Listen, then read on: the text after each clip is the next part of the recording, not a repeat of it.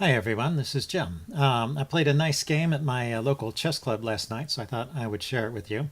I had the white pieces, and my rating for this tournament was 18-19, and my opponent's rating was 17-29. And it's someone I've played before, and he's beaten me before, although I think I have a good record against him overall. Anyway, I started with e4, he went e5, I went knight f3, went knight c6, and I went bishop b5, so the Ruy Lopez. And he goes for the main line here, a6, kicking the bishop back, and knight to f6, attacking the e-pawn. I castle, sort of indirectly defending it, goes b5, kicking the bishop back, and then plays bishop e7. So this is the main line of the closed Ruy Lopez and the most popular way to play it. Usually they play bishop e7 before playing b5, but that move order wrinkle I don't think makes any difference because I was forced to move my bishop to b3 at that point anyway. So I go rook e1. At this point, after bishop e7, you have to defend the pawn because at some point it becomes a real threat that black can take that pawn and keep it. And black defends his pawn and opens up a diagonal for his bishop. I go c3, and he castles. And now I play h3. h3 at this point, we're both still playing the main line, by the way. h3 at this point is preparing for d4, so that after d4 the pin is not available. That's a playable line, but it gets complicated. So this is the main line, h3. And knight a5, the Chigorin variation, is the most popular move at this point, kicking the bishop back, and then c5. So black has expanded on the queen side and is trying to influence the center, but does not have enough influence to stop white from playing d4. And now at this point, my opponent deviates from the main line here. The most popular move here is queen d7 and queen c7 rather, and then the second choice is knight to d7, both with a similar kind of idea. Which is just to hold on to the center. At the moment, I'm actually threatening to take here and take with the knight. So this pawn is really hanging at this point. So sometimes you get so caught up in just playing these standard moves that you forget to look at what's going on tactically. But black really needs to do something about the center at this point. And the typical way of playing is to continue to hold on to it for one move. Queen c7, and now white starts this typical knight maneuver with knight bd2. And then the most common move is taking. C takes d4, c takes d4. This knight drops back to c6. And now actually black is threatening to trade off this pawn. And if white continues with this normal maneuver with knight to f1, black takes here and actually gets a decent position. Notice that the queen is kind of overloaded in a way. So knight f1 is a mistake because black can take the pawn.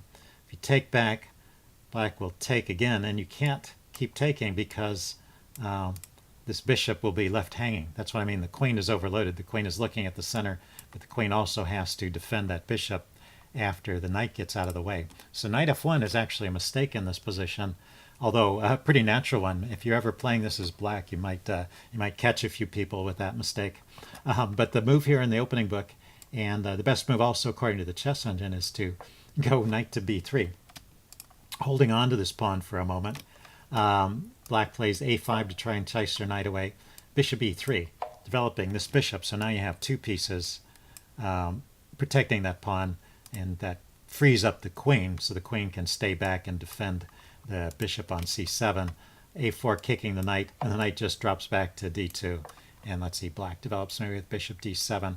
So this is the main line, and now white is still going to continue with this typical kind of maneuver, and it's a little safer to play it at this point, but it's a little interesting wrinkle on the usual journey of the knight that it has to go over to b3 and then back for a second there.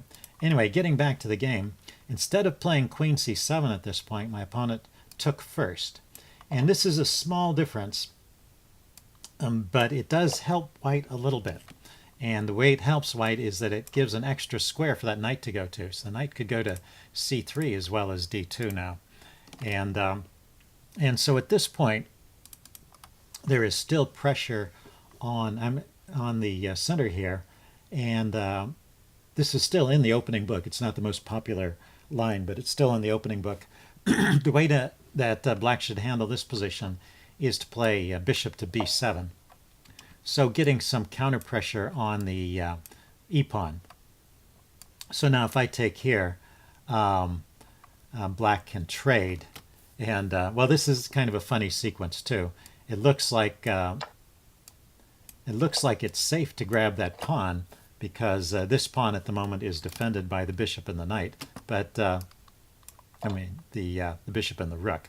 But black can trade queens. And however white takes back, that'll leave this pawn under-defended, and black gets the pawn back.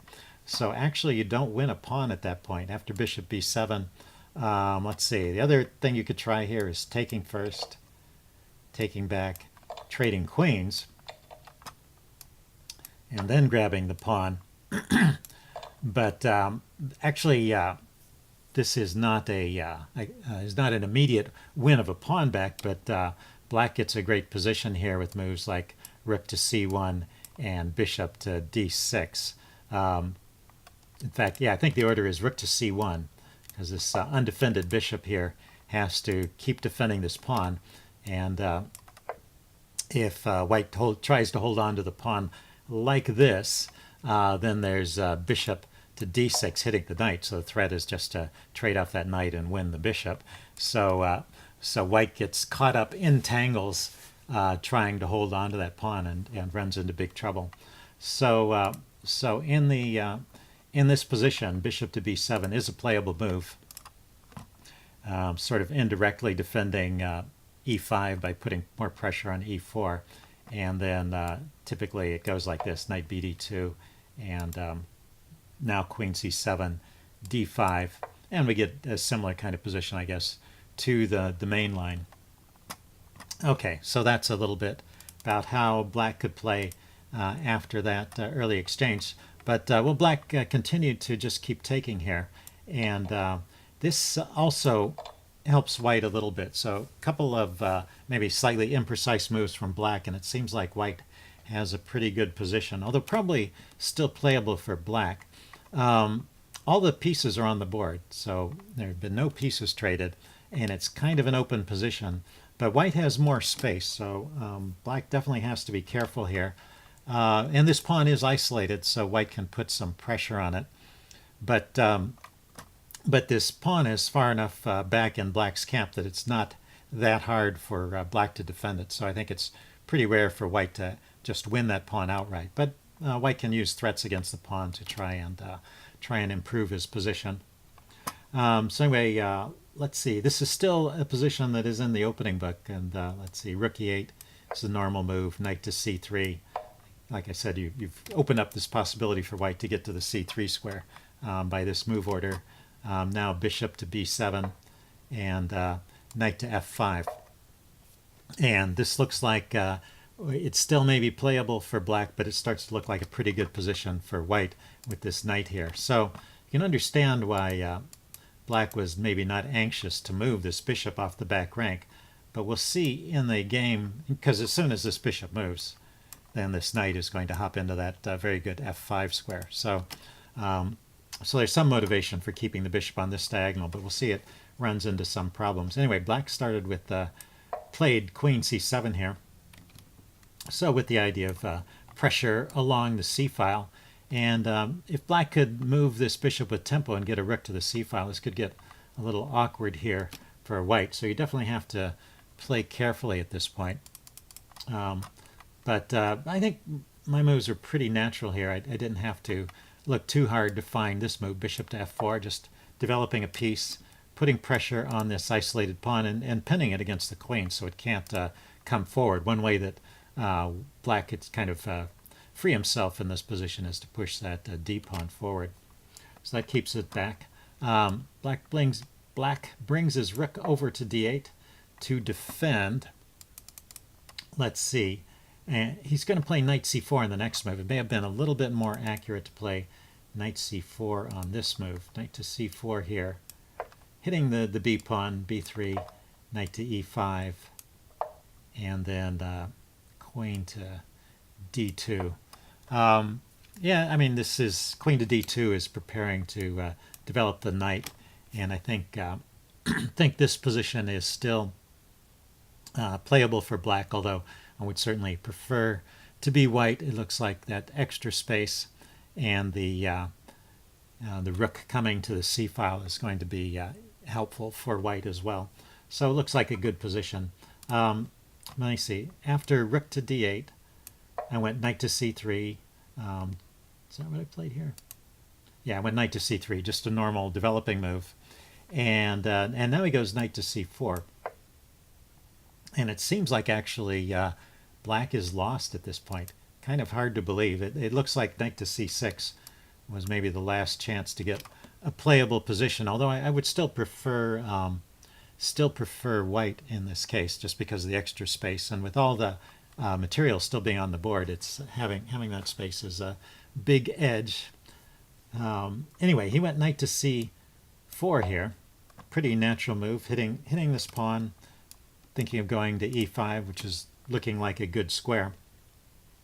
And the chess engine points out a winning move for white here. Although, well, let's see, it's not an immediate tactic. But if you want to look at this position and see if you could figure out what the best move for white is in this position, it's pretty interesting. Okay, pause the video if you want time to think about it. I'm going to give the answer away now. The computer recommendation is playing knight to d5. And this is actually a move I thought about. Certainly it's a forcing move. It's hitting the queen, it's hitting the knight. And a point that I don't think I noticed this during the game, but one point is that he's actually forced to capture that knight. I thought he was going to be forced to capture, but I didn't work out exactly why. But if the queen moves here, you can take off that bishop. Queen takes back. That's the only piece defending the bishop. And you've got knight to c6, forking those two pieces. So in order to prevent that tactical disaster, black actually has to take the knight. So then you take back, and then black can take on b2, and the queen can go to e2. So this is about as far as I got in my calculation, and I just wasn't quite sure if this was worth a pawn. But the chess engine says that that white has a winning attack here, and well, that's just I just want to make one point which I missed during the game. I saw that I could play queen e2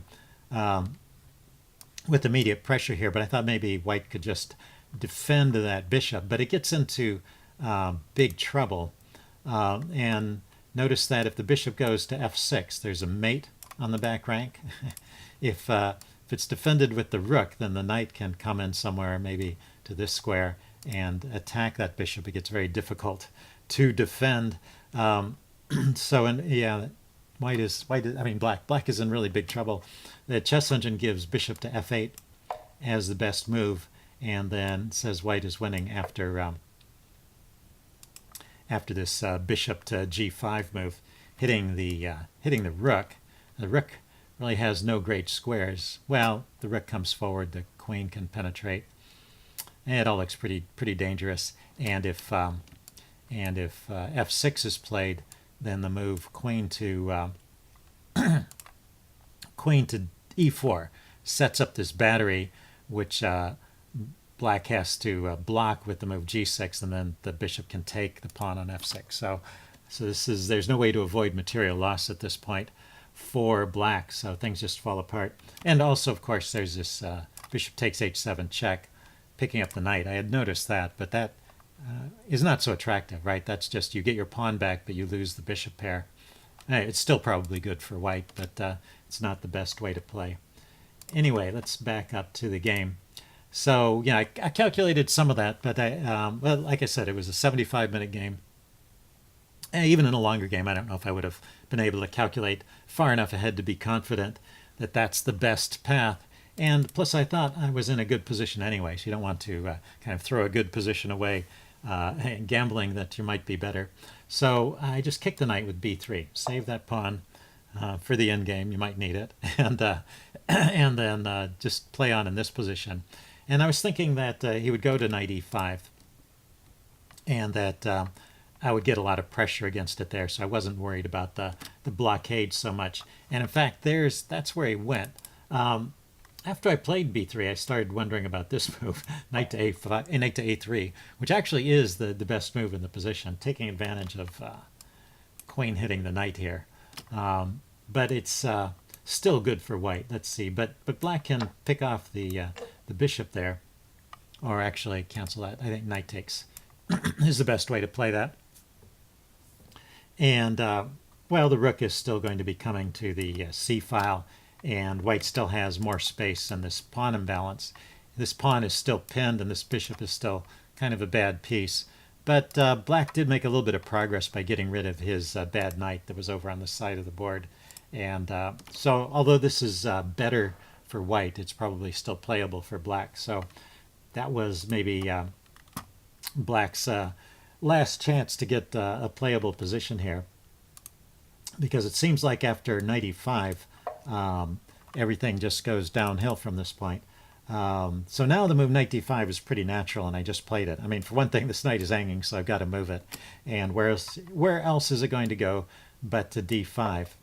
And once again, black is forced to take. And I really wanted black to take there because I wanted to open up this diagonal, and I was trying to figure out, ways to exploit the move queen to d3 at the right moment, setting up that battery, or perhaps queen to h5 with the attack on the pawn over here and maybe looking to the side.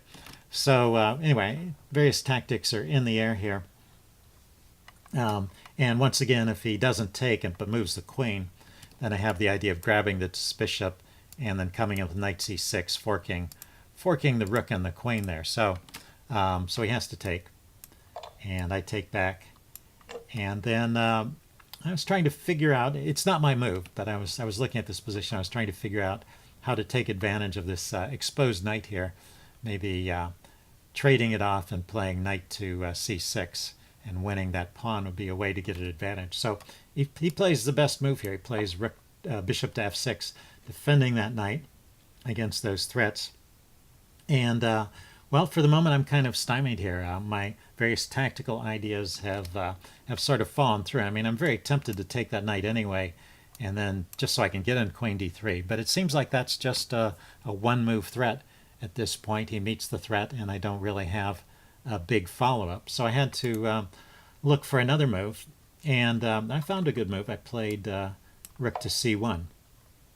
So this is good because, well, naturally it's just developing and putting the rook on an open file, so that's what you want to do in any case. But it also comes with a threat because I'm immediately threatening bishop takes h7, hitting the queen. So that makes that a good move.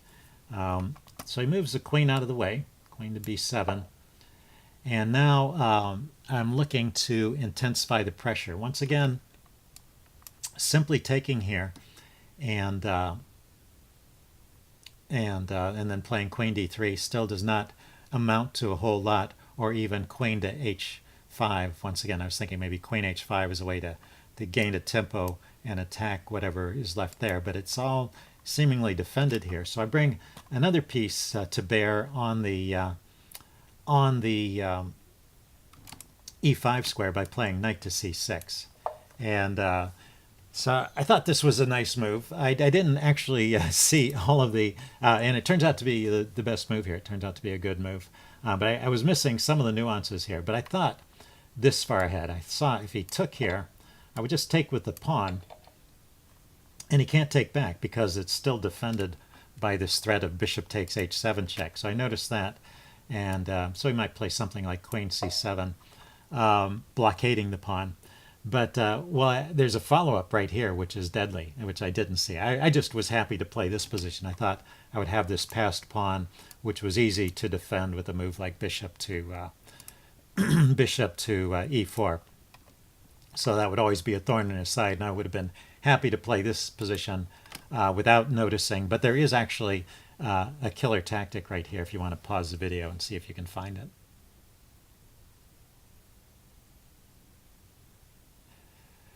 Okay, I'm giving the answer away. The point is, I can actually just take this pawn.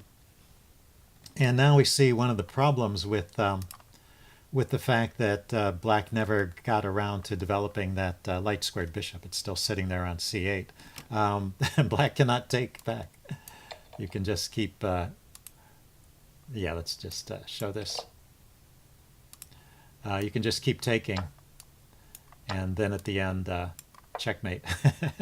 So that pawn is not really defended, even though the queen and the rook are both looking at it. So after bishop takes, the queen has to move.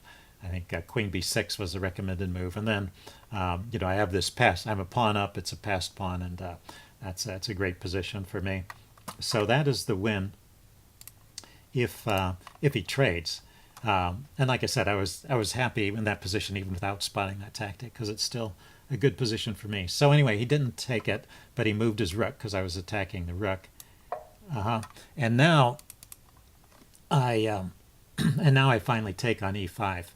So taking on e5, I have enough pieces here that if he just keeps taking with his pieces, say I take, he takes, I take. Actually, I take with the bishop first. Sorry, I take, he takes, I take, he takes, I take, and he takes. Right. So he ends up with a pawn on that square. Then I have this move queen to h5 with a double attack hitting this pawn and that pawn. So that's what I calculated here. Although it turns out there's even better ideas. But the one thing I worried about before playing this move is what if he just takes with the pawn? I mean, I did end up taking here. Well, let's leave it like this. But before taking, I had to decide what to do if he takes back with the pawn. So can you see the idea of how to handle it if black takes with the pawn there?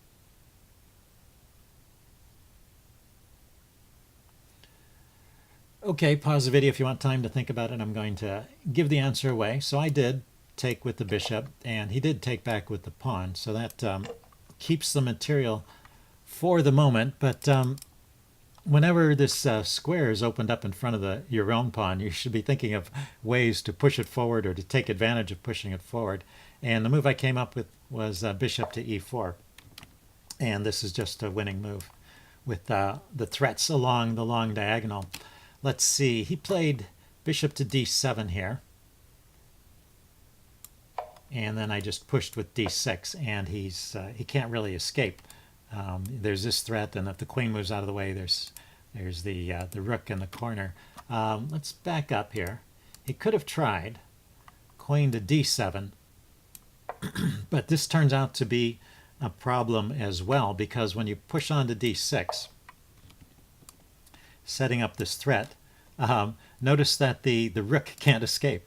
So it didn't help to get the queen out of the way. You're still going to end up with the bishop lined up against the rook and this nasty discovery coming. So yeah, because the knight is guarding those two squares that the rook might go to. So it seems like you know, white is just out of moves at this point. He tried bishop to d7, and so I just pushed on with d6, setting up this discovered check. So a check here would discover an attack on the queen, win the queen. So he played king to f8,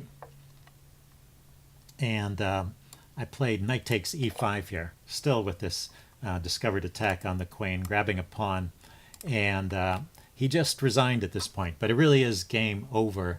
After the queen moves, for example, I can take the knight with check.